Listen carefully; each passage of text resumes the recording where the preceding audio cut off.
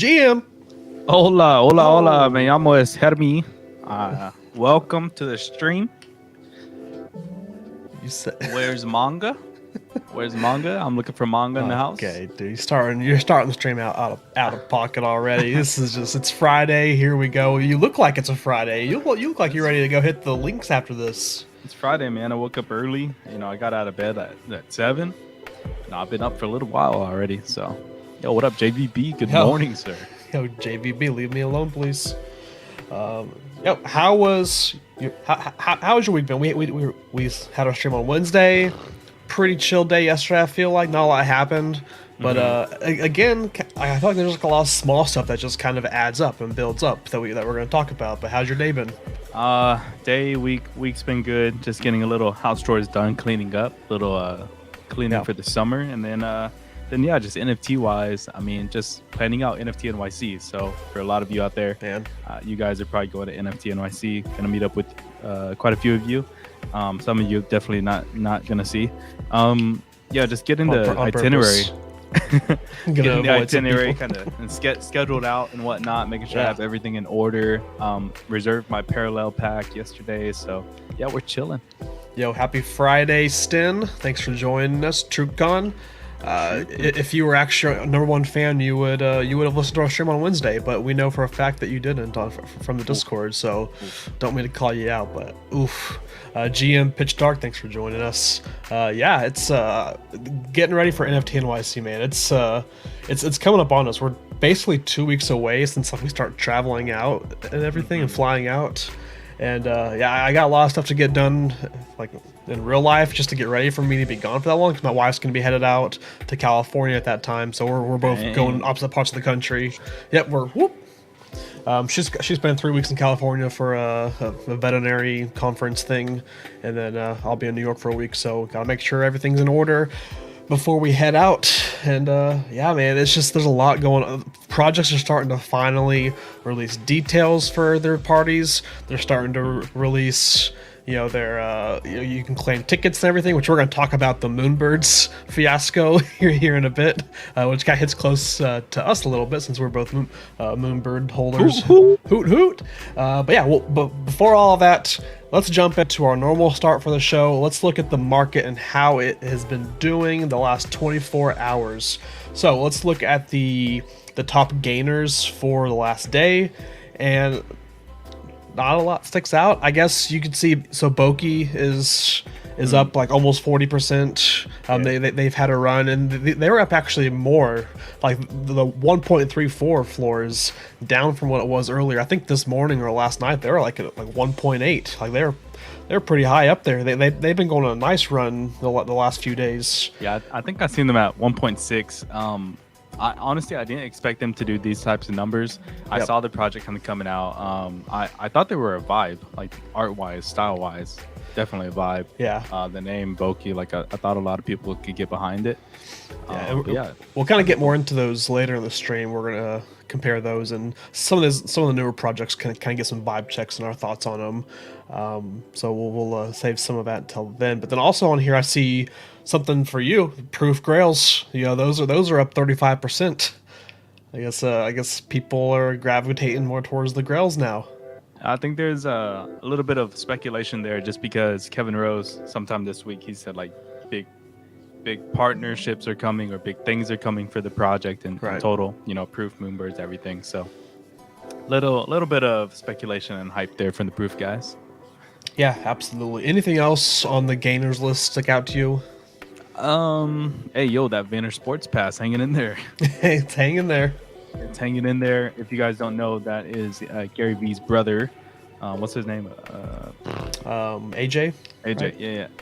AJ, that's his project. Very infamous project because there was more spent on gas than there was paid for the actual minting of the project.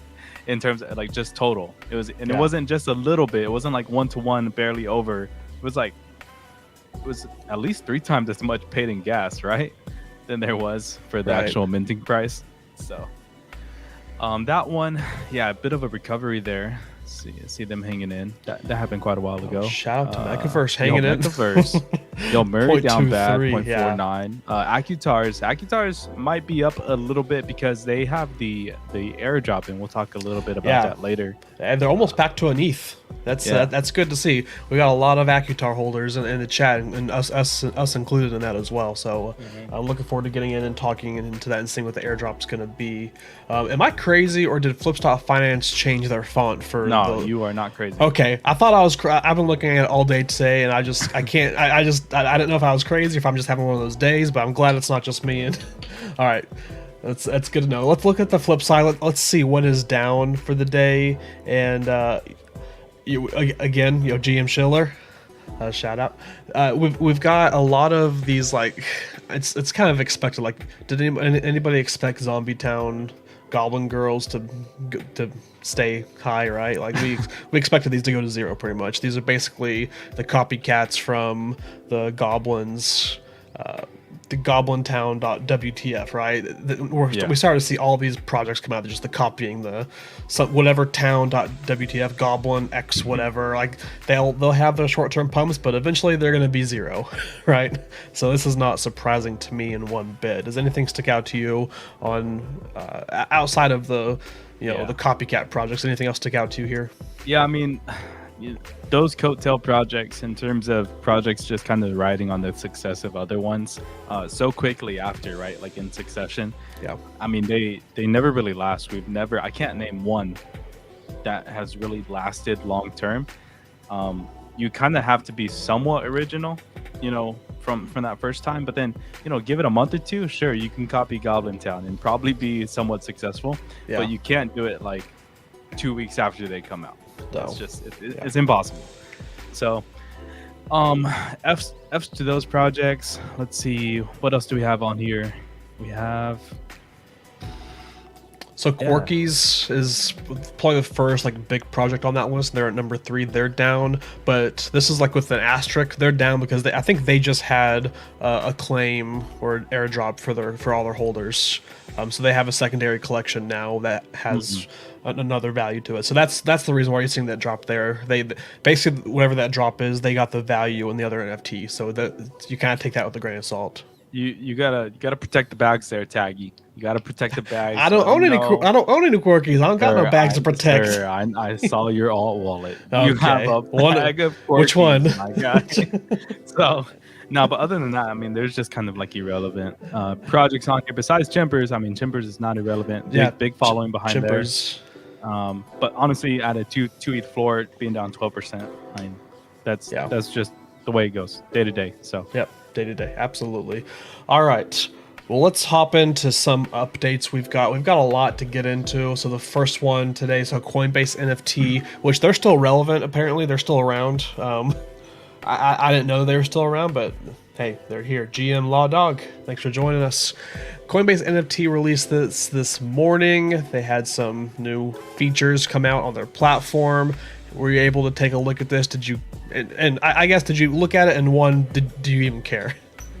I did not look at it. I don't really care. I mean, I logged into the NFT platform from them day one, or the first day that I got access to get my name, set that up, and then that's about it. There's literally no reason. They have given us no reasons until this tweet, but even then, I don't think it's enough to go on there and participate on their marketplace. They have so much more to go. Yeah. It's just it's such a dud, because some of these features I'm like, well, yeah, obviously, like one of the things is you can list NFT from your profile, so if I was an OpenSea or LooksRare, like that's already a thing on other marketplaces. That's nothing special or different. That's just that's the expectation. Go to my profile, be able to see NFTs and list from there. It's that's just how it is. I mean, no doubt. I mean, the stuff that they've released is kind of day one features that you would expect. Right, beta features. Why did we've added USD prices? It's okay. Why did Coinbase not have a real beta? I know they had early access for some users, but that was not even a week. And I'm sure they did internal testing, whatnot. I hope so. But why didn't they have just a real beta and have these features for the public rollout? I don't know. I think they were trying to keep things too close to the chest, and it doesn't seem like they. I don't know. It doesn't seem like they had. I'm curious the team that is behind it and who built it, because I feel like whoever built it didn't spend a lot of time in the NFT space or on OpenSea or on LooksRare or any other marketplace that we've seen. Because they would know these are all basic things that should have been done at launch. I do think the one advantage that I can see Coinbase having is if they try to go about this whole being like a hybrid between a marketplace and a social media thing, like because you have the thing where you can comment on NFTs, right, which can be kind of toxic. Like we've seen people list things and someone calls someone out for undercutting the floor publicly and like in the comment. We've seen that, but I think it's a very interesting aspect, adding the social media adding that social media piece to a marketplace, and I think that's where we can kind of see them grow a little bit. But I think it's gonna take a while, and by the time they get it, someone else is probably going to do it better. Like probably Instagram's going to come out with their marketplace or whatever, and it's going to be better than what Coinbase is trying to do. So yeah, I think they're already behind the curve. There's going to be dozens and dozens of marketplaces, and that's why I think it's so smart of OpenSea really acquiring Gem, because I think a lot of the traffic in this space is going to be done through those aggregators. Sure, you make a lot of money being a marketplace itself, and you can capture a large market share because of those fees, the royalty fees and whatnot, the service fees. Like you're gonna make a killing, but at the same time, in terms of traffic and visibility and eyes and click through and stuff, the aggregators are gonna be where the most like activity takes place. Yeah, I mean, and just scanning through all of these features, I just looked through the thread real quick. I mean, I looked through it earlier as well, but everything they announced is already a thing on OpenSea. Like it's like I said, like this is just to be expected. It's just so I don't know. It's and TrueCon mentioned it earlier. Like people talked up Coinbase Marketplace as this thing. Like, hey, whenever Coinbase NFT launches, just wait. The normies are going to get in. They're going to buy our bags. We're going to go on a crazy bull run. And then, we saw the actual pretty much opposite of that. It was so, I don't know if we've seen a bigger ball drop in the NFT space. Coinbase has 3 times as many wallets registered than have ever been active on OpenSea. Like Coinbase is going to, I don't know, be a major bull. Trigger a major bull market, but it just didn't happen. It fell flat. It's a dud, honestly. And I know it's not all on him. Actually, probably nothing to do with him. But if I see Plunge Father in New York, I might have to have a word with this man, because I mean, he's over there. He's heading up NFT communities over there at Coinbase NFTs, and to be honest, I don't know how he let something like this through. Again, he's not the head of the department, but. I'd like to see some FUD from him, like, hey, I'm kind of disappointed with us internally, and then or this isn't up to par, like our expectations, and we know what's missing, and we're trying to do it as fast as possible. And like I said, I have no idea any of his responsibilities even cross over to the marketplace, but just because he's the only one I know that works at Coinbase NFT, I'm gonna FUD him. There you go. Hey, that comes with the territory. That's what you signed up for, right? I mean, that's just part of it. All right, so let's move on to we mentioned it earlier, the NFT NYC parties being announced. We kind of hinted at Moonbirds, and let's jump into it. So Moonbirds announced the Proof of Moonbirds party. It's got. I mean, I'm more excited about David Blaine than the actual performer, right? I don't. I'm looking forward to David Blaine making much more NFTs disappear. Just like people getting scammed. And, here we go. Yeah, it's like, hey, look at this new magic trick. Check your wallets. Show me your QR code, and I will make your NFTs disappear. So that'd be pretty cool. But dude, a lot of people were excited for the entertainer, like the music part, the artists.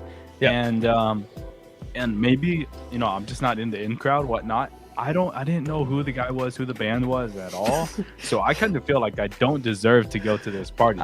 I'm honestly in the exact same boat as you, and that's why I have just referred to him as the artist. Because I don't know if I should pronounce his name Tame or Tame or something else. Oh, he's because Australian. Right? I've never heard of him. I mean, I've probably, it's kind of one of those things like I don't know who this is, but you play like the most popular song. I'm like, oh yeah, I've heard that before. It's probably one of those things.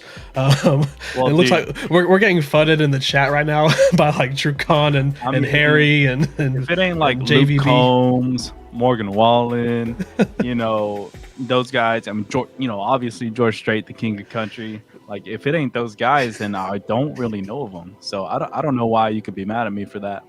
But honestly, when I see this name, so when I saw this, like when I was scrolling through the timeline, the way I pronounced it was tamale enchilada. Like, that's all I was thinking of. It was tamale enchilada, and then I was like, wait, that's Tommy Impala. But I mean, I'm gonna keep it real. I'm gonna keep it 100. This is our last stream. We thank everybody for being a supporter for us. We're being canceled actively right now. All of our viewers are going somewhere else to people that are more cultured than two people that live in flyover country. We're not coastal people. Obviously, we're not very cultured. Dude, we're in Kansas, it shows. And Texas. What did they expect us to listen to? Yeah, I don't know, right? It's if it's not on like a top 40 pop list, and I don't know it, and I barely even know country. But hey, here we are. But anyways, besides the point, let's jump into the actual drama behind. I don't think I've ever seen our chat this active, just completely fudding us. So that's great. I'm glad that they're on the same page about something. But let's get into the actual drama behind what happened behind this. So there was actually 2,000 tickets were available to be claimed, and they used token proof, the same system that the Bored Ape Yacht Club is going to be using for their party. And I think it got claimed out in, what was it, 4 hours? Yeah. Right? Not too long. Yep. Yeah, pretty quickly. And it was only, I think I saw it was only like 400 or 500 people claimed it, because you were able to claim one ticket per Moonbird you held. And you know how degens are. If you see something that you're able to claim and it's a limited quantity, you're gonna skip you're 100% gonna skip the fine print and just go and just rushed because you're a complete degen. So they ended up having people claim this that aren't even gonna be in NFT NYC. They're not even gonna be in New York, and they claim tickets for all of their Moonbirds. That sucks. And so people that actually have Moonbirds that have already booked their trip to New York, maybe they're in England, and the ticket released at midnight their time, and by the time they woke up, it was already sold out, right? And so people in different time zones were able to claim. People that were traveling on flights or driving weren't able to claim because of the way they did this drop. So a ton of people that already had trips booked to New York now don't have a ticket to go to the party. And let's say you bought a Moonbird for 35 ETH, and now you can't go to the party. Right? It's like okay, it's kind of crazy. So this was a big snafu. They're working on they keep saying they're working on it, and they're working on some kind of outcome. They're trying to find some solutions because people are not happy. And honestly, that's not the worst part. That is the worst part of the Moonbirds event, but the same thing happened for Proof, because Proof, so unlike Moonbirds you could you can't do a +1. Anyways, Moonbirds reserved out without a +1. Proof, you could have a +1, and Proof allocated out because so many people had a +1 that there's over half the amount of users or holders of Proof aren't even going to the Proof party. And so these five was flooding them on Twitter a little bit, because he was saying like, hey, Kevin Rose, like, I'm your biggest fan, Proof's biggest fan, and imagine owning 100K plus NFT and not even getting guaranteed access to a party. And that was his take. And I don't necessarily agree with the criteria there. Like, obviously it depends on quantity. Like, imagine if you had 100K quantity NFT, that was somehow over 100K. Like, you literally can't fit that many people in a single spot. Yeah. Unless you're like in a soccer stadium. But yeah, it's just kind of crazy. It sucks. What I would think though that they would do, especially for Proof, is like not allow +1s immediately. Like, maybe let everybody claim a spot and then open up +1s. This is for the Proof party, right? And this isn't the Moonbirds one. Yeah. So there's two separate events. Yeah. Same brand, two separate parties. Proof parties before Moonbirds.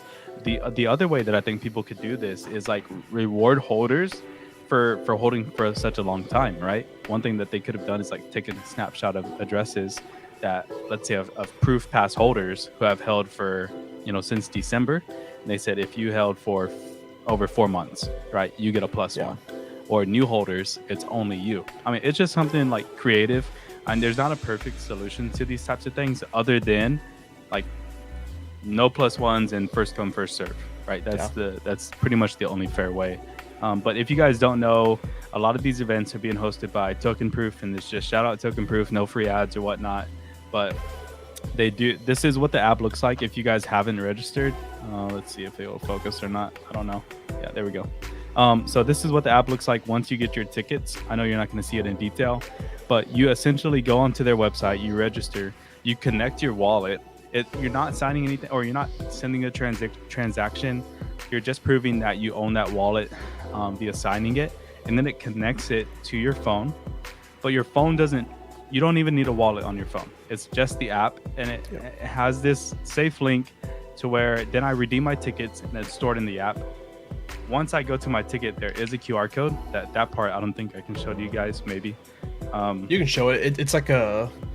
It's a dynamic QR code. Yeah, so it's one of the ones that constantly changes. You can't screenshot it. You can't just like give it screenshot it, send it to a friend. That's why people that they claim tickets thinking they could probably just screenshot the QR code, send it to somebody, or sell it. Like that, just you can't do that. You have to have the actual app. Yeah. Yeah. I have a side note on that, but anyways, I won't show you guys the QR code, but that's the way it works in case any of you have not registered. So cool. Yeah, it's super easy. So. I guess I'm kind of glad. Me as obviously I'm a Moonbird holder. You are as well. We got tickets. We were able to get in before they sold out, thankfully.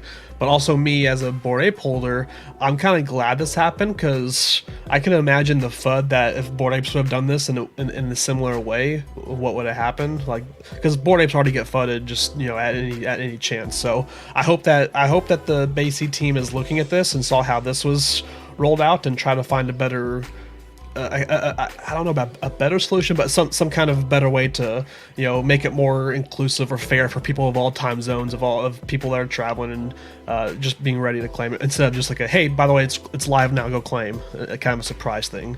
So I hope they're watching and taking notes and kind of learn from the mistake of the Moonbirds team.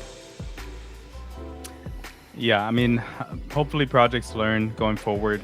And yeah, we'll see. Like Proof is one of those projects, and not to pump Proof, like of course, like tagline's already said, like we own Moonbirds, I own a Proof Pass, but they're ones that are outspoken in terms of they want to hold their own conference, right? So Proof conference and then a lot of IRL events. So they're one who can specifically learn from this example and how to do things going forward. Yeah. Right. Because some projects, maybe they're only going to do things annually, like once at NFT NYC. Proof, they've literally put it in their roadmap that they want to do IRL events and then proof of conference. So hopefully they learn. Yeah. And Dickens says I'm pretty sure I read that the limit for the venue for Pier 17 is 3,000 people. I think that's what it is, and if that's the case, that's 3 times more than they were able to have last year. Because last year it was just 1,000, just 1,000 people were allowed on the yacht for their party and the warehouse party. So I'm glad it's a bigger venue. I still think you're gonna have people left out. 3,000 sounds like a lot, but whenever you talk about like the most hyped event of NFT NYC, everyone's trying to get into it.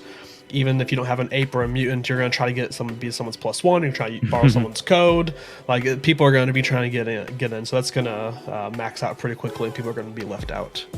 All right. Any final thoughts on the Moonbirds party or the way they did their job? I mean, it looks dope. Sounds dope. I think it's going to be a great time. Yeah. Happy that they're using Token Proof. But yeah, it just sucks for the people who got the short end of the stick there. Yeah, absolutely.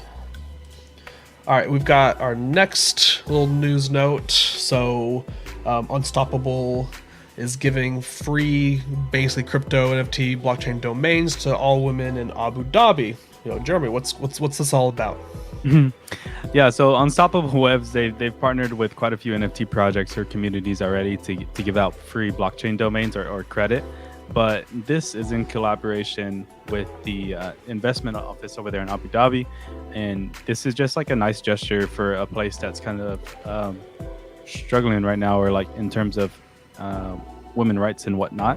So just kind of seeing this nice gesture and empowerment by Unstoppable Web to make sure that every woman in Abu Dhabi can receive a free blockchain domain. Yeah. So, of course, like, what does this do for them? Is it going to change their lives and whatnot? No, but at the same time, it's at least like opening the door for them to explore this area and just realize that there are ways to kind of like make your own success and not just be tied down to the like rules and regulations of where you live. Perfect. Yeah, it's definitely a good gesture, and I think it's a good kind of move to help grow the space for NFTs, especially in a very male-dominated space. I mean, look at our stream. We're not the prime example, so it is a good gesture to kind of grow the space and try to have more diversity and get more women involved here. All right, so what if, moving on, what if I told you, Jeremy, you could save $8 billion a year? 8 billion? Yeah. I mean, that might cover half of my taxes, so I'd be interested. Cool. Well, let me introduce you to Ape Market. Okay. I mean, listen, we're about to just tear on the guy, but have you even seen this yet? No, I did not hear about RR or see this tweet. Actually, in the Discord, I saw people talking about something RR, but I didn't know what it was in reference to.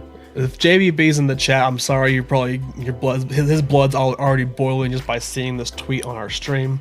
But we gotta, I mean, it's relevant. We gotta talk about it, and we gotta just kind of knock him down. But so those who don't know, Ryder Rips is he's the guy that everyone has blocked on Twitter pretty much, because he's the one that's constantly fudded the apes from the beginning, saying that like he's the one saying like, their apes are racist, they're Nazis, they're blah blah, and it's just like this crazy like tinfoil hat conspiracy because there's a certain amount of teeth, and that equals this number, and that because of that, they're tied to the Nazis, and their logo, which is a pretty generic logo, it's exactly the same format as this other thing. It's like it's just this crazy rabbit hole. That's fine. People are entitled to believe whatever they want to believe. But lately, he's been making his own collection, the RRBAYC collection, which you can just basically request a certain ape, and then he'll take the picture and mint it as a new collection and send it to you. So you can have your own Bored Ape copycat, right? It's just just exactly the same picture. But he started because him and Paulie, all those funk guys, they've been in here for a while. They're devs, and they've got things going on. So they built this marketplace where if you buy an RRBAYC, you can use their marketplace, and there's no royalties, no fees. And because of that, that's going to save the community $8 billion a year, which I'm wondering where they got that number from, because the total sales last year, the total just sales in general was $4.2 billion between all Yuga assets. So I'm not sure how that translates to $8 billion in fees, because you're talking about 5% fees on $4.2 billion, which is a crazy amount, but it's not $8 billion. So, but the funny thing to me is you have to own an RRBAYC to be able to use the marketplace, and to do that, guess what you have to do? Buy an NFT. You gotta buy an RRBAYC for 0.15 ETH. So not only are you saving $8 billion a year, you also get to spend 0.15 ETH. Yeah, so you get to spend it. Yeah, you get the pleasure of sending Ryder 0.15 ETH so you can use this marketplace. And yeah, my whole thing is, listen, people can believe whatever they want to believe. That's fine. I've got like Ryder believes his thing. He's got people that believe it. That's fine. People are gonna disagree all the time. People are gonna, they're always gonna find a way to hate on something, right? And that's okay. Like, I don't see an issue with that. My issue is something that he thinks, that Ryder thinks is blatantly racist,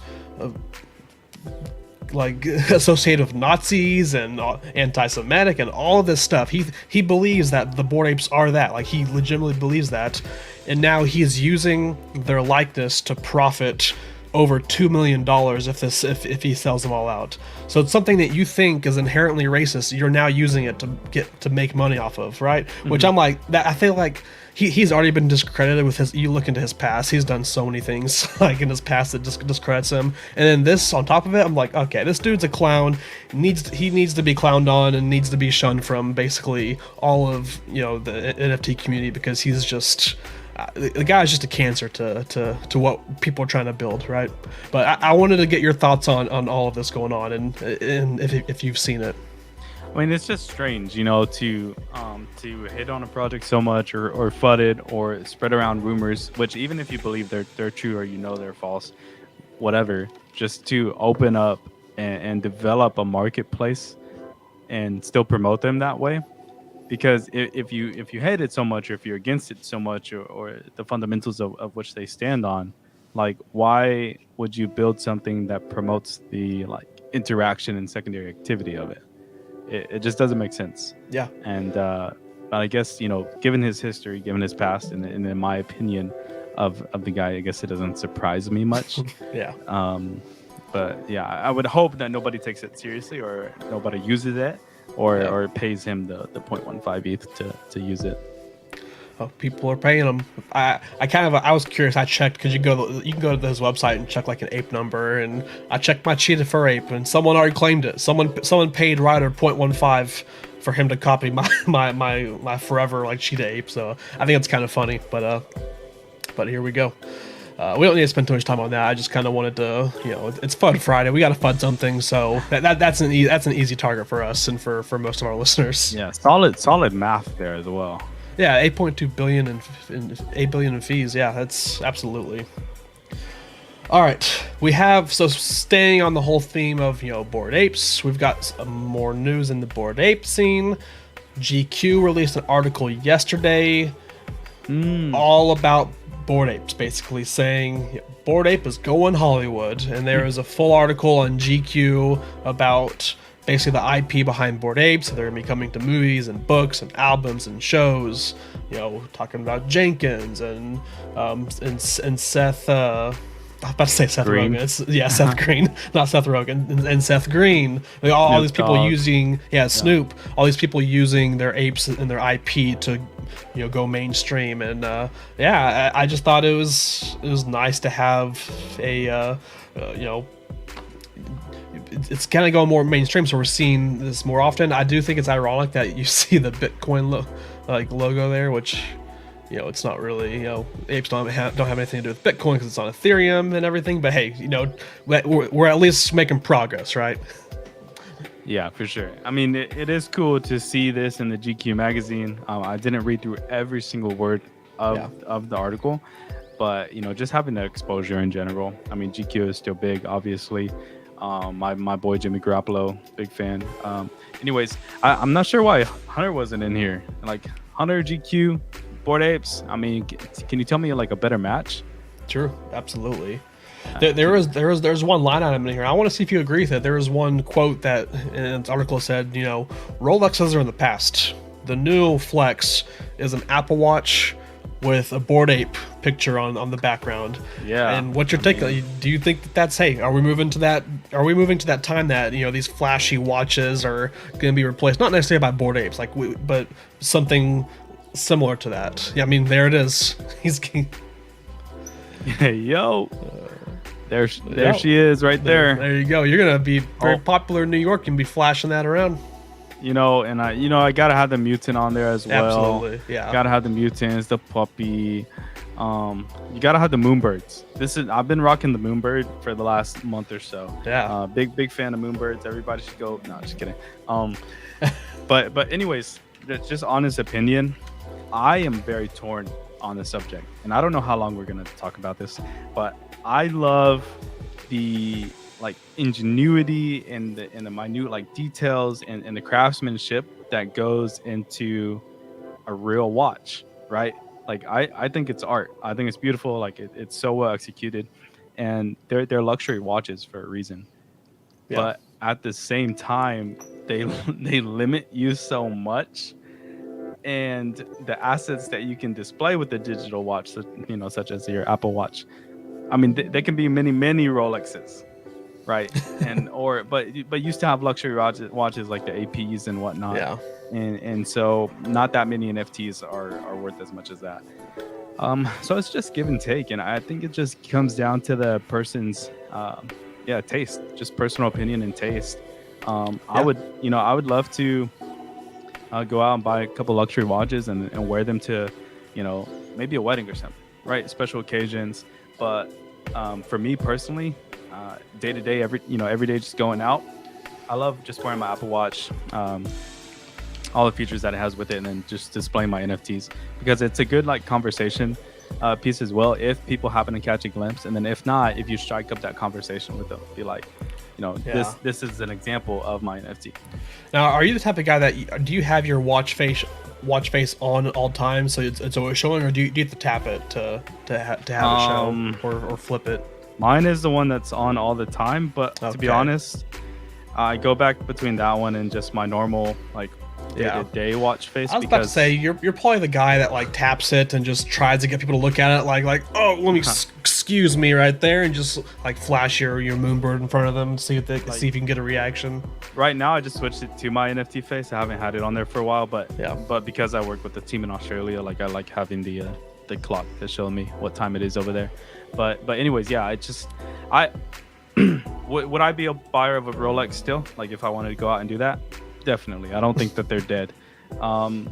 Do I see some type of like hybrid coming in the future? Probably like luxury, digital or NFT watches. That would be dope. Like imagine having a watch in the metaverse that is linked to your real world watch in real time, and like whatever settings you have on one place like matches the other.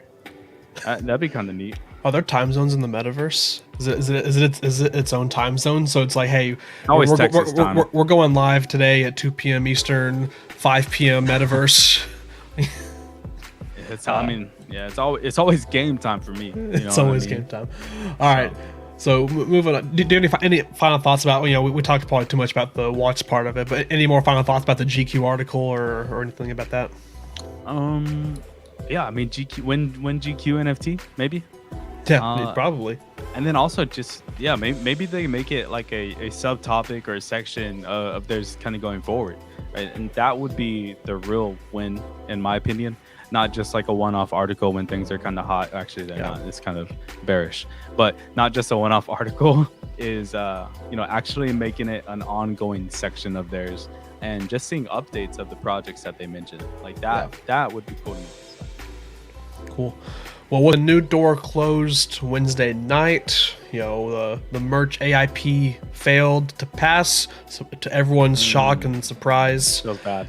A new one has been brought up to vote. So we have a new ApeCoin DAO AIP. It's AIP 41, and the purpose of this proposal, it's basically just saying like, hey, like I read through it all, and at the end of the day, it was just keep ApeCoin on the Ethereum ecosystem, whether it be on L1 or move to an L2 on Ethereum, like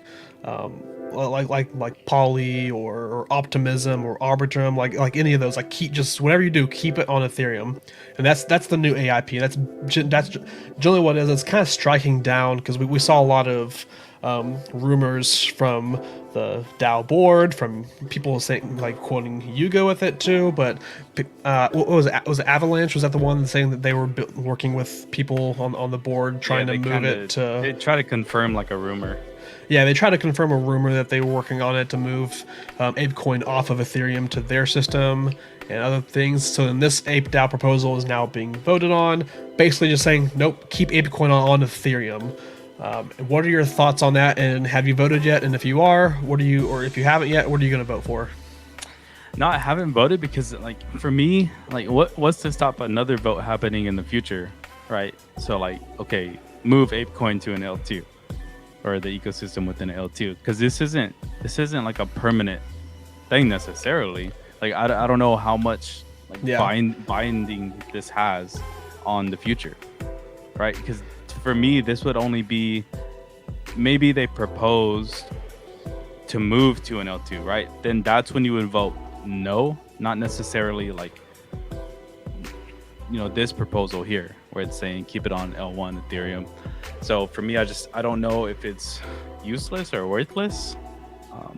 Because does this mean like in the future we can never go to an L2? It would just kind of seem silly to me. Like I think you have to think of things like what's best for it in the moment, or not too short term, but obviously right now there's no big reason for us to move anywhere. Yeah. But for us to say right now at this moment in time, like we should never move to L2 anywhere with ApeCoin, kind of seems silly. So yeah, Kaz is saying he saw he saw that one of the only points of the proposal is that no one can propose another chain for 3 months, which that may be it, which I'm kind of feel like it just feels weird where it's like what stops another like proposal like, hey, let's do away with AIP 41 and here's a proposal to move it to this. It's like I think my takeaway is mainly like this proposal just kind of tells, it kind of shows the DAO board and people looking to try to move ApeCoin. Like I think it's just kind of showing like the ApeCoin holders, they don't want this. And I think that's kind of the purpose of this vote. And you can already see like it's in favor 99.72% so far. I mean, it's only had 420,000 votes, so you still got a ton to go. But I think the main purpose is basically just showing like, hey, we don't want to go anywhere else besides Ethereum because that's where our main assets are at, and we want to stay here. So JVB suggests moving to Solana so that way nobody can ever sell because it's always down and frozen, halted. That's big brain. Big brain JVB out there. No, Kaz, that's good looks, good notes. I didn't see that part. But yeah, again, the thing is, the problem with DAOs is that the people don't know what they want, and I get it. Like that's the problem and the purpose of a DAO, right? Is to let people vote. Like let the majority decide, or people decide whatever your structure is. But if tomorrow some genius person said this is the reason why ApeCoin should move to L2 and these are all the benefits and these are like the very short list of cons, tomorrow the entire community would be like, duh, it's a no-brainer. Like, why wouldn't we move to that L2?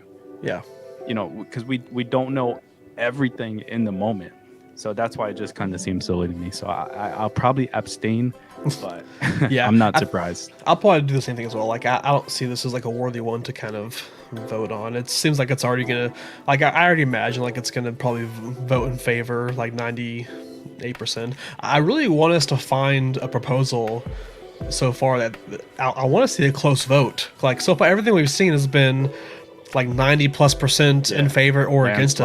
Like I want to see like a 52-48, and I want to see the community, like I want to see how they handle that, because once we have like something that's highly I guess not really like just differing opinions, right? And people on Twitter, like I'm just curious to see how the community responds to that and how like toxic or not toxic it gets and how we move forward. But yeah, I want to see some kind of vote where it's really close.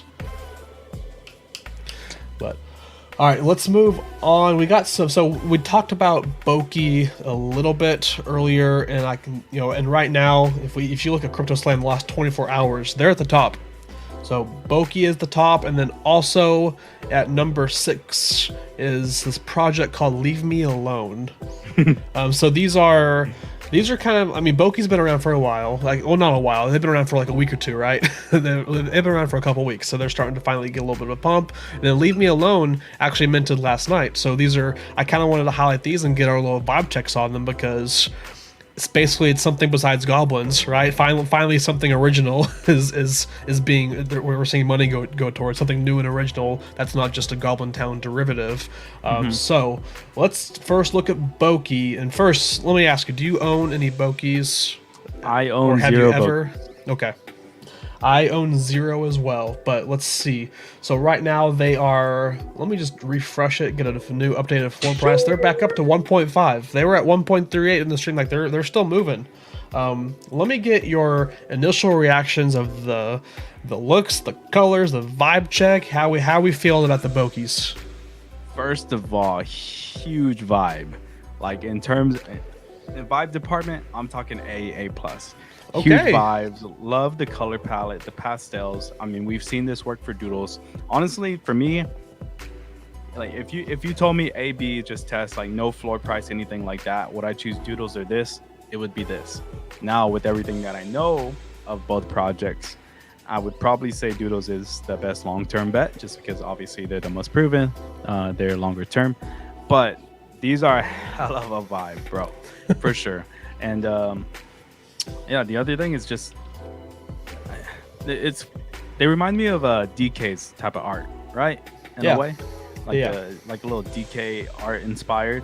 And I think it resonates with quite a bit of people. You see, there's a lot of variety in terms of, you know, if you go binary guy girl, you know, hairstyles, colors, different fits. We even got some animals in there. Oh, so, they made that's crazy. They made a TrueCon one. Oh, yo, Schiller. Yeah, the one of ones. I mean, I think the one of ones look nice too. But to me, just huge thumbs up. Huge thumbs up. I think it's a huge vibe. I agree with you. I'm not an owner. I've thought about them, but it's kind of the point where it's like, this is like the awkward spot in the collection where you're like, man, how much higher or how much more room does it have to go? Like if I buy right now, am I buying the top? Because 1.5, 1.8, that's a pretty high floor for a 10K collection. You know, that's not. I mean, it's easy for us to talk about because there's so many collections that are above that, but so a lot of the newer ones, like they fluctuate so much. You know, like look at Coolmans, look at Robotos, like they've all reached that 1.8 floor before, and now they're down into like, you know, 0.5, 0.4. Yeah, the dirt. So that's my one hesitation of buying, but outside of that, you know, I'm not going to fault anyone for buying because I think they're a huge vibe, and I'm a fan. I like the colors. I like this. I like the way they look, and yeah, I like them a lot. And I like that it's. I mean, we've seen this color scheme before, right?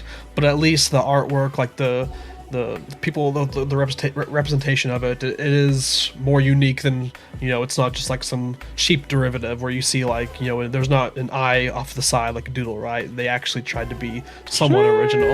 Yo, sicko, close your ears. And that was no shade at the eye. I'm just saying, like we see a lot of like a lot of doodle derivatives where they use the same colors and they have the same traits where it's like the eyes off on the side because they're trying to make that that comparison. I'm messing with that dad hat on the left and also the wizard hat on the right. Like, yeah. Oh yeah. I need one of those. But you're right. Like, am I a buyer at 1.5? Probably not. Not this early in the game. Do I kind of feel bad for missing out? Absolutely. That's why I'm not fudding them. Whoever has them, GG's. Yep. They look cool. But yeah, I'm not buying any. Yeah, my mom bought one of these at like 0.2. And she told me that, and I was like, oh, cool, good for you. I was like, just make sure you don't miss out on the pump. And she called me this morning, and she's like, I don't normally ask you for this, but she's like, I need some financial advice. She's like, should I list it? And so we talked about it and everything. I'm not going to say what I told her. You know, we're gonna keep that private. You can just check the blockchain. Insider trading. But yeah, she's still yeah. People that bought early, you know, GG's to them. Even though it's been a bear market, there has been, you know, some dubs. There's been some dubs, absolutely. Like if you're grinding and you're paying attention and you're out there like putting the work in, like you are still building a portfolio right now. And shout out Harry Swan. Yep. Big influence. All right, so let's move on to the next one. So it looks like we're both fans of the Bokies. So the next one is the Leave Me Alone NFT. Have you even seen these yet? Because I know you kind of are. You're not as up to date on some of the new stuff. You're kind of, you know, a little bit behind. And this just happened last night. I didn't know if you had a chance to look at it yet. Yeah, honestly, like I've been keeping up with pretty much all these projects except this one. Like this one was brand new to me. Yeah, I did not hear anything about this. I didn't know it was releasing until I was on Discord last night. It was me, I think, like Harry, JVB, and Pitch, and I think that was pretty much it at this point in the night. And they released, and secondary sales started flying, and yeah, we started. We degened a little bit, Jeremy. We went back to the degen midnight buys, and we all kind of packed up our bags a little bit on this one. Was this after, Tate Yum and Mr. Brown secure that dub against the Warriors? Absolutely. Okay, let's go. So let's get the initial. Let's see. So we got they'll leave me alone. Twitter, their whole my thing God. is about he gone. Welcome Bro, back. what am I looking at? Bye. Their whole thing is like it's diversity, inclusivity, decentralization. Leave me alone. And they're donating half of their royalties to stomp out bullying after after their first full week of royalties. They're going to be donating that out. Shout out, And yep, shout out TrueCon, the biggest bully we know. And yeah, here is what they look like. Bruh. Let's get a vibe check on these from Yo Jeremy. Nah, no vibes. We have searched for the vibes. We sent out the radar. There is nothing detected. No vibes detected. Yeah, I'm gonna give these a fat L. Really? Yeah, I'm gonna give these a fat L. Okay, we were all I mean, I 100% disagree with you on this one, and Yeah. we were pitch, please stay. Listen, I disagree with him, and I'm about to stand up to it. I'm not gonna have it. Not on this stream. Nah, I mean, I'd rather This have man the just wants MFers. this man just wants his cookie cutter. You want you want the same traits that you always see Yo, give me my recycled over and king's over. crown and give me Yeah, my- you want the exact same thing, just recycle in different colors and on different types of bodies and animals. Give right? me my pizza mouth. I'm chilling. I'm chilling. But no, I mean, yeah, these don't pass the vibe check. I hate the color palette.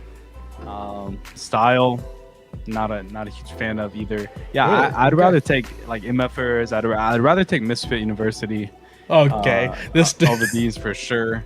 This dude's choosing violence already. Let's see. Let's look at some of the rest. I think they're. I like them. I think they're vibe. A lot of us were vibing them in Discord. Let's see some of the higher sales like we did with BAYC.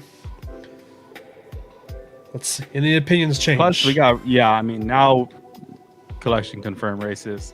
Yeah, I'm not vibing with this project at all. They can't even spell with the correct grammar in their collection page and their summary. They're using numbers and letters all together. Yeah, it just seems like, I don't know, somebody like Gokina or something like that put this together, and for that reason I think I'm out. Okay. I mean, listen, I know you grew up in Texas. I know you went to. I know you had a few Dare classes, right? Oh, I did. You got that Dare T-shirt. Absolutely did.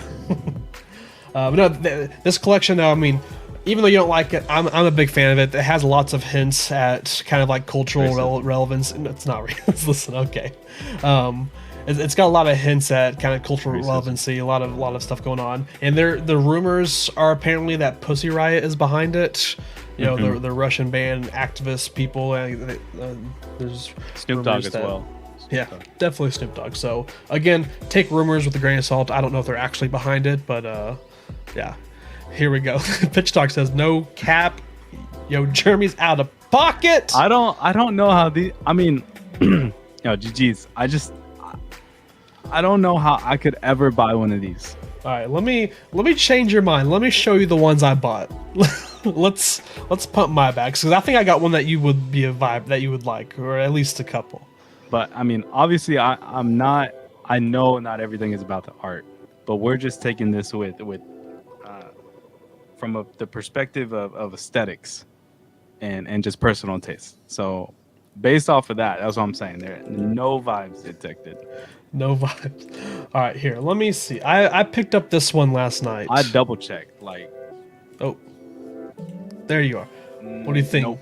Dino costume? Dino costume might be pretty heat. Okay. Heat. But the person inside, like, nah. So you hate women? That's confirmed, right? No, but you know what this reminds me of? Jeremy's a sexist. Yeah, what's it remind you of? Is if you guys have watched anime or like Demon Slayer, and then when they go into the mode where they get like super emotional, so either super angry or incredibly sad, it kind of changes the art style in a way, and that's what this looks like.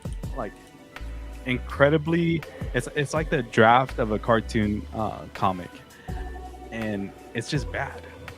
Come on. It's just bad. Is it okay? You think it's bad, but let me ask you this: is it unique? Yeah, it is definitely. There we go. Unique. That means that we're bullish because everything that's unique and not a derivative is gonna have some run in NFT. So it's confirmed. Yo, Jeremy is bullish on Leave Me Alone. Yeah, I do like the little Les Mis reference there, though, in terms of the collection name, Leave Me Alone. Yeah. Big fan of Les Mis. Shout out JVB. But yeah, so 2 thumbs up for that. Unique and then little Les Mis reference. Yeah, and I didn't mint these, but they did have like a very interesting concept or like a very interesting minting like website, basically UI, right? Like this is their website, and I haven't even been to it yet. This is actually the first time, so if there's anything. Have you checked your wallet after you minted? Okay, is this the right website that I'm on? This reminds me of the what was it, the Heaven computer, right? Yeah. Yo, that was kind of heat. I got hacked. I'm sad that those didn't pop off when the correct timing, but yeah, Heaven computer was super dope. Oh, yo, GG's Taggy. See ya. GG's. All right, stream's over. We're getting hacked. Let's see. Nah, yeah, BAYC. I'm vibing with BAYC. Take me back. I'm vibing with goblins. You're vibing with BAYC. Like you're vibing with the goblin. You like the goblins more than these? Yes, absolutely. Okay. Like, give me an okay bear. Like I don't care. I mean, I like the okay bears. But this is their website, and I think you had. Again, this is my first time on the website, but I know that you had to like interact with this website in a way to like to be able to mint. It was something unique that we've seen, but we can move on. You're not. Yo, Jeremy's not a fan of it. Dude, give me a cool cat. I'll take a cool cat. Like at this point. Okay, I think Yo Jeremy's out of pocket, and yeah, here we go. All right, so let's move on. We got a lot of other stuff to cover. So we've got here's something more up your alley, right? Mm-hmm. Tacos. We got Looney Tunes. Okay. This is the stuff you like. Your cookie cutter, right? Mm-hmm. I bet you're a big Looney Tune fan. Looney Tunes. Warner Bros is partnering with Nifties, and they're bringing their own 10K Tweety avatar collection. Let's go, dude. They put it in dollars, man. I'm so done with Nifties. That's the Nifty. That's the website Nifties. That's their platform. $, so if you go to it, so this is you know what's up block instead of what's up doc, kind of if you know you know. Yeah. Gokina wouldn't know. I bet he's probably never watched Looney Tunes a day in his life. I gotta go FUD these Leave Me Alones on Twitter real quick. Okay. Can you go retweet me trying to pump them up last night? But yeah, so Looney Tunes is releasing 10,000 Tweety Birds, and this is what they're gonna look like down here. I mean, you're probably a fan of these, right? I bet you're a fan of these. Wait, your screen was kind of frozen for a bit. Now I can see them. Okay. I don't love them, don't hate them. They're kind of somewhere in the middle, but honestly, probably leaning more towards kind of hate them. Do you like these more than the Leave Me Alones? Slightly yes. No shot. No shot. Slightly yes. I'm vibing with the colors here. You gotta have the blue laser eyes. I mean, obviously, shout out Bored Apes. Rainbow mouth, rainbow drool, dope. Kazoo, yep. You got the little halo. Yeah, I'm vibing. I mean, these are nice. I give these a C. I give Leave Me Alones like a D. So. Okay. All right. Well, there you go. So, if anyone's interested in checking these out, I'll put the link in the chat. I don't know if you were around back, like it was a few months ago, where Space Jam 2 was released. You were able to claim like Space Jam NFTs on Nifties. So basically, to get early access, if you wanted early access to this, you would have to own a Tweety Bird NFT from their Space Jam NFT collection. And all the information's on that link. So if it's something you're interested in, I don't know if I am. I'm probably not a buyer in this, unless it gets like a lot of hype. Then maybe. I think I do have a Tweety Bird NFT. Let me see. This website is one of those ones where it's hard to. Yeah, there we go. I did have a Tweety from the Space Jam. So I guess if I have pre-sale and it looks hyped up, I'll probably use it. But this is nothing I'm going to be going out. It's nothing that I'm going to be going like out I got that. It's nothing I'm going out of my way to get. What are your thoughts on it? Are you a buyer? Yeah, I mean, if I, I feel like I got $80 to spare. Like, why not? Just throw it down the drain. Yeah. I don't advise people to really purchase these, but if you're just chilling, like you're hanging out, nothing better to do on a Wednesday, Friday night, like, sure, why not? Yo, But TrueCon, how's that on me? I didn't make the comment. Come on now. I'm not incredibly hyped about that at all. And then, yeah, just, Kansas, obviously, I don't know if you've used the Nifty's platform before, but they are like a hybrid, and I use that in quotes, but they they handle everything like in US dollar. Like you have to use like a credit card as well. They don't do anything like crypto. It's just like, Yeah.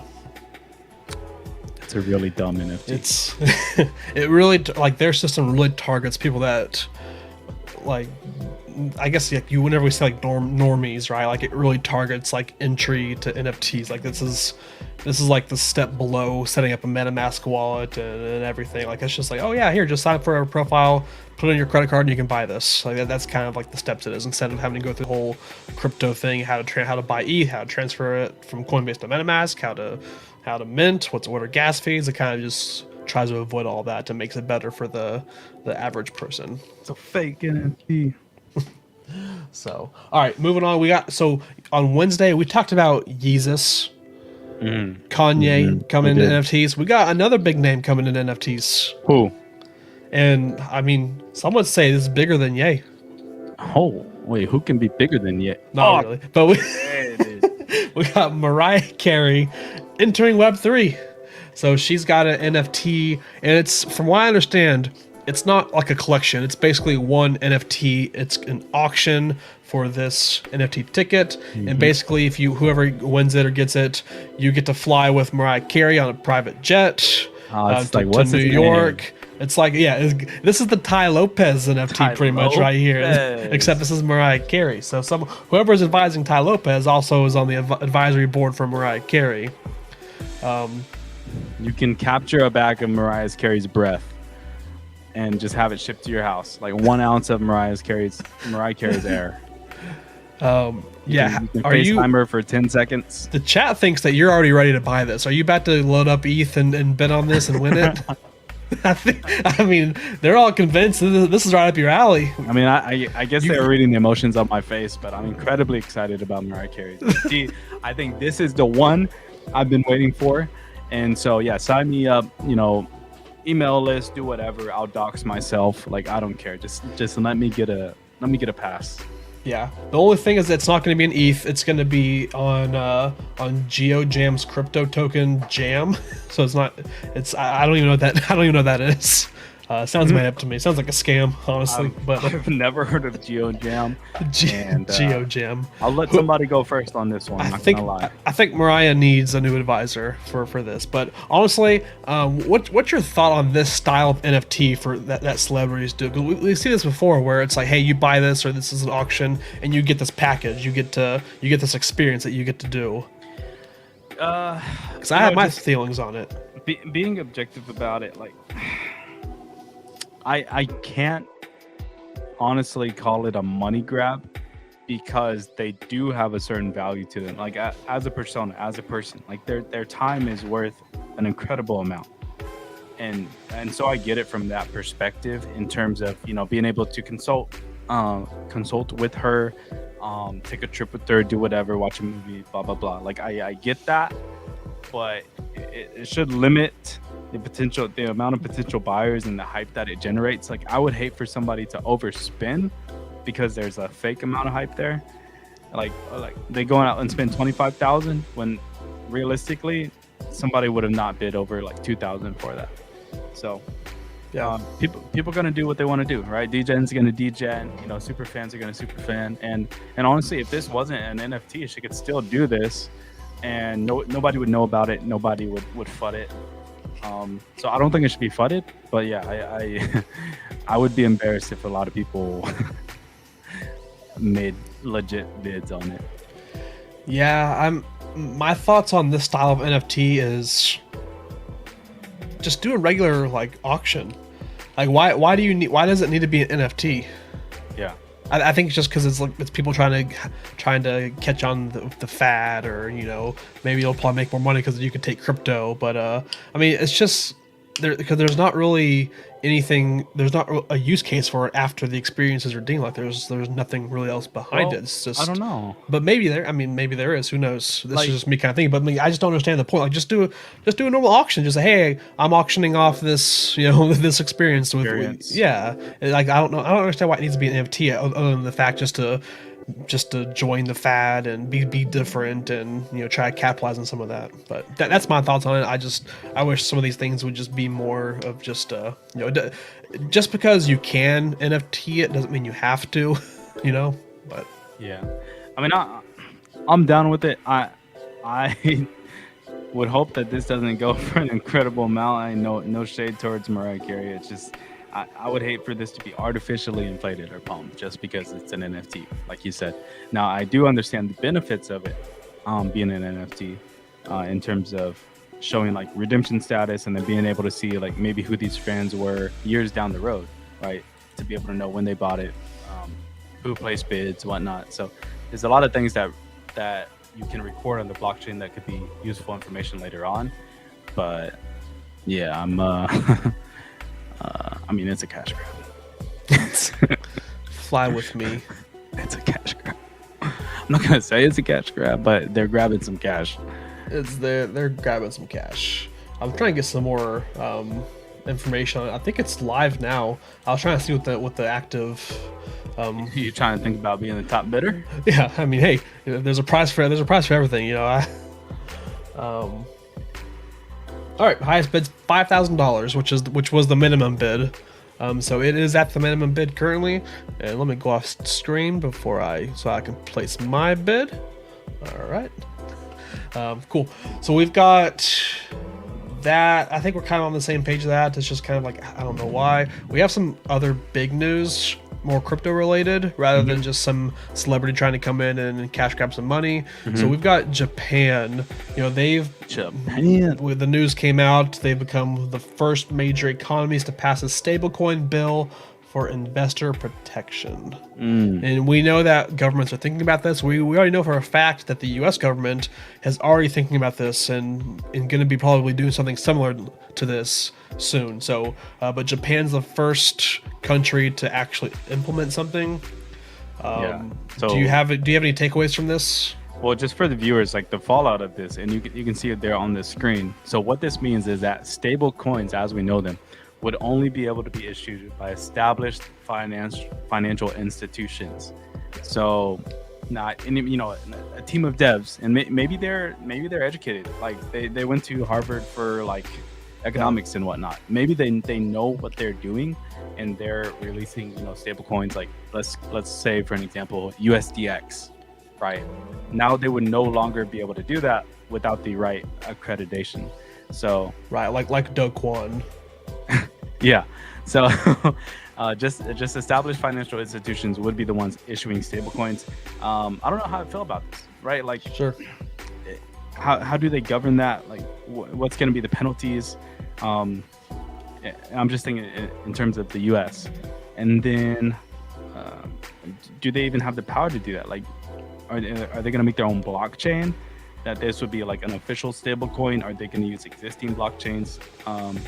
Ethereum, Bitcoin, whatnot, and say these are the only recognized stable coins. Like,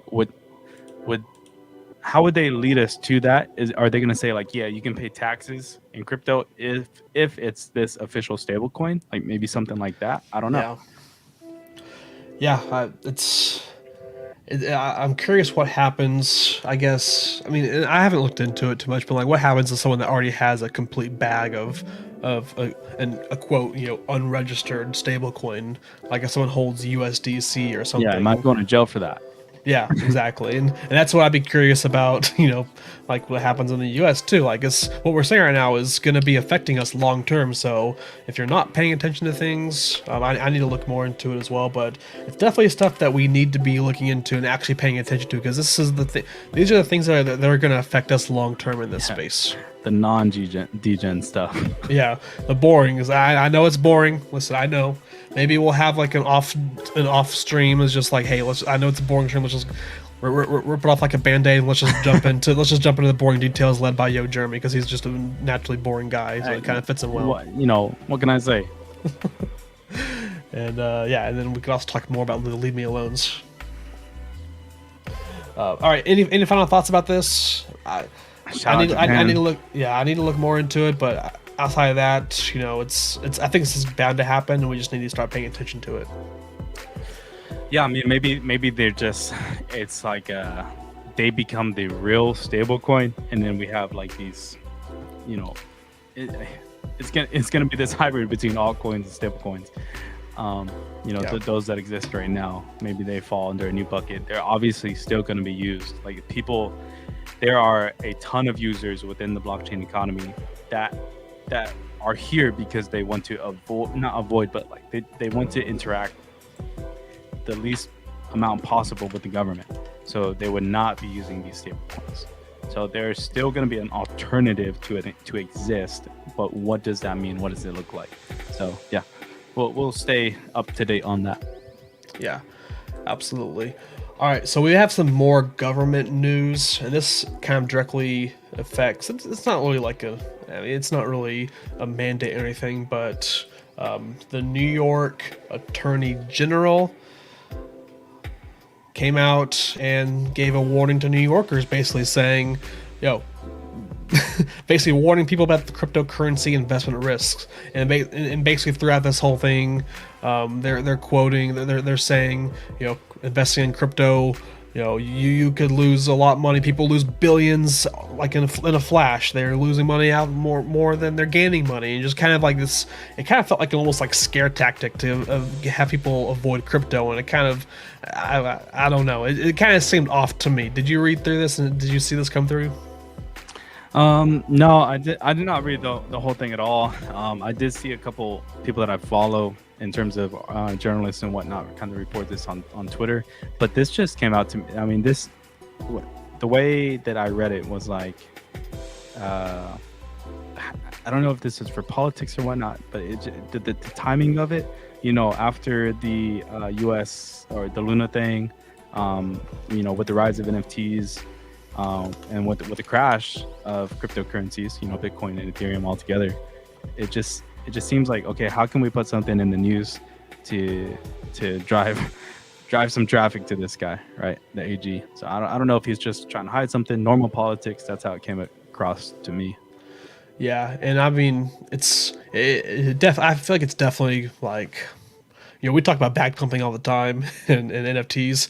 I feel like this is just someone trying to like pump their not bag, but pump their side of the thing. Like basically use scare tactics of recent events to scare people away from using something that they don't agree with, right? Something they can't regulate as well. And I mean, I think it's so ridiculous too, because you look at, it's not like crypto is the only thing tanking this year. Like this year, stocks across the board, tech stocks particularly, are moving down at the same rate crypto is. Like it's not like crypto is the only thing going down. If we pull up, this side by side, this is, you can't really tell a difference. There's, you've got some crypto in here. You've got, Amazon. You've got Nvidia. Yeah. You have like these tech companies that are, the charts look pretty similar to crypto, right? But you're not seeing any warnings coming out about, hey, be careful about the stock market. You can lose your money. It's like, nope, it's just crypto. That's the only issue here.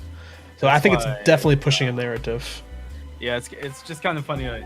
Reading that sentence, right? Over and over again, investors are losing billions because of risky cryptocurrency investments. Yep. And you replace cryptocurrency with anything you want. Yeah. Over and over again, investors lose billions because of risky investments. Like, that's it. So, I mean, this article could have came out 10 years ago and nobody would know the difference. Yeah. Right. This is just, you're like, it's like your grandma telling you, be careful.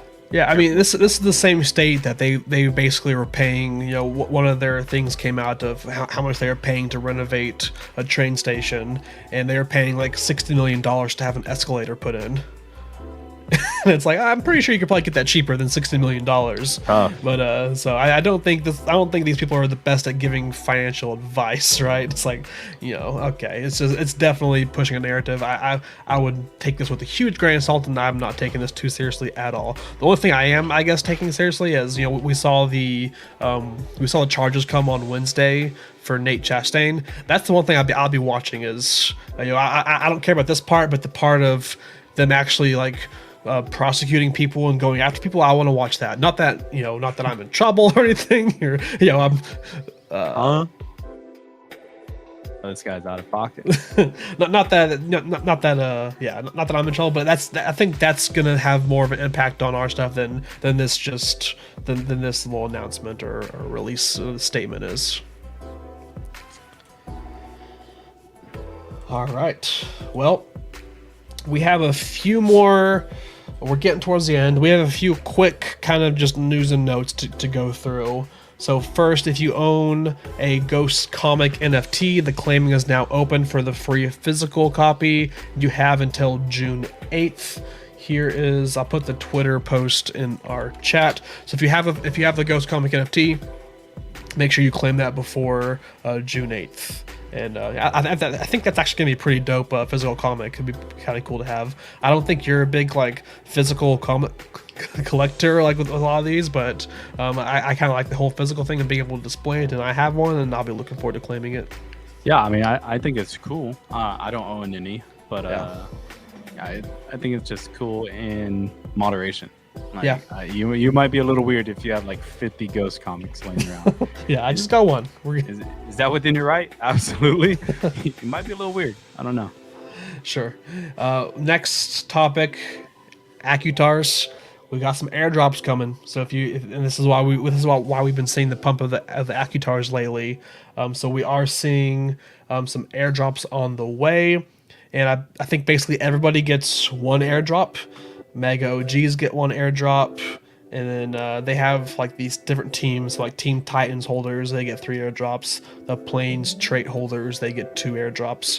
Because with the AccuTars, with Aku, he's got these different real life brand partnerships, and a lot of them have different teams within the AccuTar environment. So this is a way that they're kind of rewarding some people that hold traits that are part of that team. Yeah, they're kind of powered traits, right? And we've seen this be a little bit more popular as of recent. Yeah. It's nothing super innovative, but with Moonbirds and with AccuTars, those are both 2 more high-profile collections that come across that have powered traits. So depending on the trait of your avatar, it could actually unlock experiences, redemptions, discounts, and stuff like that from whatever the projects decide. So it's pretty cool.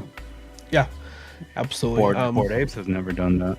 You know what I'm saying? That's true. I need me a little cheetah airdrop. Come on. So that is all of the news we had. I kind of wanted to go through a new segment type of thing, just quick fire. I don't know if you've seen the Wrecked Guy NFT. Have you seen that by OSF? I've seen it. I did not look into detail, but I do know a lot of the content that they kind of put out is in terms of literally guys getting just wrecked, right? Exactly. DJs getting wrecked. And that's what I wanted to go through. Oh, you're gonna bring up some? Oh, absolutely. I handpicked a few, and I kind of, because I don't own any wrecked guys, but I was scrolling through his feed, and I was just like, oh man, I remember that, or oh, I feel that, and I think it's kind of it's a cool marketing thing for them. And like I said, I don't own any, so I'm not trying to pump any bags or anything. I just think it's it's cool, it's unique, it's good to look back on. But yeah, they started tweeting these wrecked guy confessions, and it's these their community are submitting times that they got wrecked in the market. So I thought it'd be fun to kind of go through a few of those every now and then. So let's go through. Wrecked Guy confessions: minted 35 Bored Ape Yacht Clubs, sold them all for 0.3 to 1 ETH. Yeah. Not relatable. Oof. But do you have anything similar to this? I know I have one. I think my I do. On-chain monkeys. I minted 67 on-chain monkeys for free, and I sold them all, I think, below 0.5. Okay, I mean, a point five, huge dub. No, absolutely huge dub. No complaints. I don't have any regrets. I barely think about it, but yeah, but that could be probably a rect guy confession. Is like, hey, those got up to 3 ETH for each at one point, and I had 67 of them. So, huge dub. Could have been an enormous W. One thing for me. Oh yeah, World of Women. Oh, JVB. No, okay, I blocked that one out of my memory. I minted 30 World of Women, and I sold almost all 30 of them under 0.05. Yeah, that's the one. Or 0.08. Yeah, it was. My quantity was nowhere near 30. I think I had like 9 maybe, but World of Women is always the one that's gonna haunt me in that way. Is that, I honestly, it might have been 14, but anyways, I'm gonna go with 9 World of Women, and I sold them within 9 days or so. Literally the day before they tripled or something like that. They went from 0.06 to like 0.2 something. And I was devastated. So because World of Women took a long time to catch on. They minted out at, what was it, 0.07, right? 0.07. 0.07, and they were at like 0.03, 0.04 for like a week or two, and we thought the project was dead. Yeah, so I was trying to get some money out of it before it went to the actual zero. That was one of the first kind of like women-based projects. Honestly, after seeing that about a week, it just felt like the community wasn't supporting that project in that way, and I was like, dang, that kind of sucks to see. At the same time, it was still around mint price. I was like, I probably don't have any business being in this project anyways. Let me just sell out. So that's what I did, and then they pumped to infinity. So it kind of sucks. Kansas here has a question: how often do you mint more than like 5 in a collection? If I'm minting, generally, if I'm able to, I'll mint like at least 10 or so. Like World of Women, I minted 30. Robotos, I minted like 68. The on-chain monkeys was like in the high 60s. So we're kind of past the days where you're actually able to do that now with allow list and whitelist and gas wars and stuff. So you can't really mint like that anymore. But back in the day, it was I would usually mint a minimum of 10 things. Yeah, I would say for the low cost ones, so low entry or free, I mean, just full send it, probably more than 5, literally every single time. In terms of the high price ones, probably not too often. More of the high price ones then and now, probably want somewhere between 3 and 4. Just moderately, unless I have huge conviction in it, but probably 3 to 4. Like if you're only buying 1 or 2 of something, you definitely have a different strategy than me. Probably decisions are a bit harder, but you're also playing things a lot safer, and so that's totally fine. I like to have 3 of something because I can kind of hope for it to pump, sell 1, cover my costs, have 2, and then if it pumps again, I can sell another 1 for huge profits, major dub, while still holding 1 to be a part of the project long term. So that's why I like 3 of something. Yeah, absolutely. All right, let's go on to the next confession.